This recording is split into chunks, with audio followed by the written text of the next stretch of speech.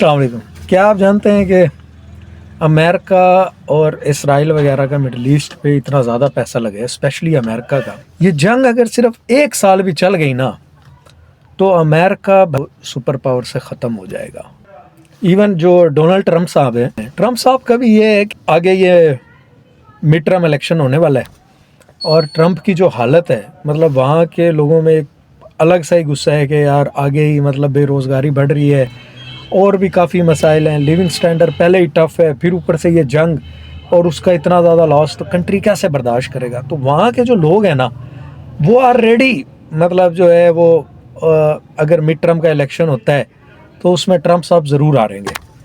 اچھا بات یہ ہے نہ تو ٹرمپ کا کوئی ذاتی انٹرسٹ نہیں ہے کہ اگر وہ جیت جائے گا تو اس کو کوئی بہت سال اچھی یہ ساری چیزیں مل جاتی. اس کے برعکس اگر وہ یہ سب کچھ نہ بھی کرتا تو اس کو زیادہ فائدہ ہوتا کہ وہ اپنے کنٹری پہ ممدانی کی طرح کام کرتا اور ساری چیزیں، بجائے اس کے کہ چھیڑ پنگے وغیرہ اور ساری چیزیں جو ہو رہی ہیں ابھی ایران میں، تو یہ زیادہ فائدہ دیتا ٹرمپ کو.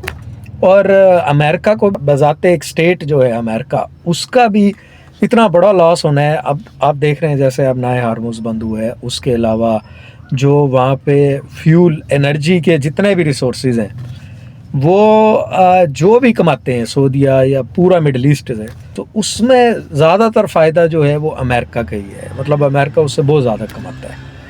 تو اس سب کے باوجود ٹرمپ بھی یہ جانتا ہے کہ میرا کوئی پرسنل انٹرسٹ نہیں، اور امریکن اسٹیٹ کو بھی یہ پتہ ہے کہ ہمارا کتنا بڑا لاس ہے. کیا ایسی چیز ہے کہ ٹرمپ اتنا مجبور ہو گیا کہ اس نے یہ سوچا کہ میں ایران پہ حملہ کروں؟ ایسا پتہ کب ہوتا ہے؟